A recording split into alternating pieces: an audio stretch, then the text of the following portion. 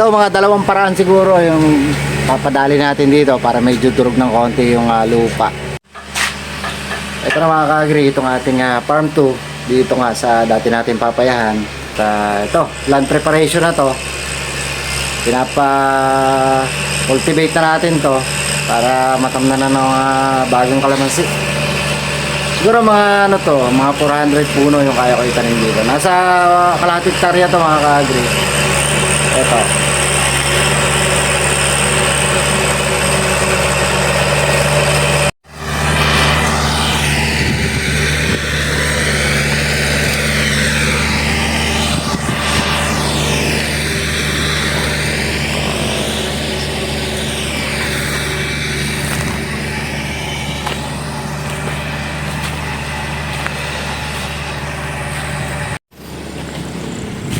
Ito ka-agri yung kaduktong pa ng lupa na to na nirentahan natin. Dati hindi natin to ginagalaw. Ito may nagsunog na nga dito eh. Inunahan na tayong magsunog. Nasunog na nga yung ibang poste natin doon. Babakuran din natin to kasi may mga kambing dito sa kapitbahay para hindi makasira sa kalamansi na itatanim. Ito, ilog na to. Ando lang po yung farm mo natin, kabila lang ng kawayan na yun. Pwede nga akong dumaan dito, papunta doon. Dito pwede ka rin kumuha ng tubig dito. Yun nga lang, sa ilog ka, kaso lang masyadong matarik ito. Mahina na rin yung dating ng tubig kapag ka umakyat dito sa ibabaw kasi sa sobrang taas. Nasa ano to mga ka-agri, nasa 40 feet yung taas niyan. At slope na slope naman din talaga yung ginawang ano dito. Yan, maluwang-luwang din to mga ka-agri. Malapad din to. Ito simento pa tong gawin na to. Pero mula dito, yan, lupa na yan hanggang doon sa hindi natin, yun may sunog na yun, hindi natin dati yan talaga ginagawa. Ito. Kaya dito siguro mga 50 to 70 puno ng kalamansi kasya dito. Yan, nasa 4 meters yung lapad pa niyan. Dalawang row pa ng kalamansi ang pwede rito.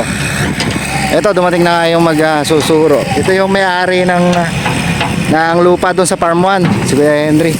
Kaibigan natin ito. Pinasuro na rin natin sa kanya, may mga equipment ito. Pinasuro na natin kay Kuya Henry nga yung mga ano nito kasi medyo malalaki na. Pag pinutol lang kasi yun. Ako ba? Yan, mga ano na yan. Yan, sinuro na ni Kuya Henry mga ka-agri. Yan o.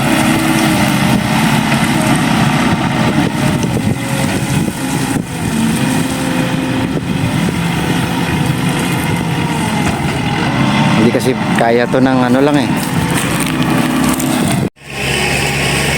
Ito na mga ka-agri, sinusuro na ng loader itong ating mga basura dito. Mga parang punong kahoy na ano lang to eh. Damo lang to na maliliit na lumaki.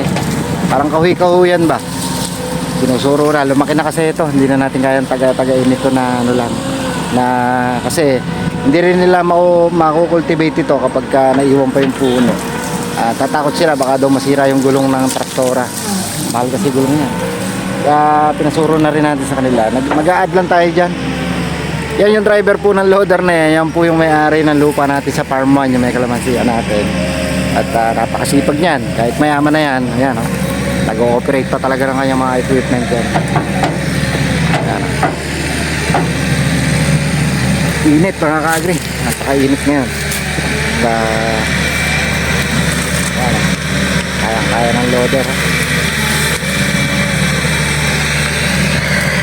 Dito ka-agri sa lugar ko, walang problema yung mga equipment natin panlinis ng mga sukal dito sa mga farm. Yan o, mga kapitbahay lang natin yung mga naglilinis na yan. Ang problema mo lang dito, pambayad. Yun lang ang problema. Pero sa mga traktora, wala tayong problema. Ito, kanya rin yan. Dito rin sa operator ng loader na to, kanya din to. Tingnan nyo naman, napakayaman na niya, napakasipag.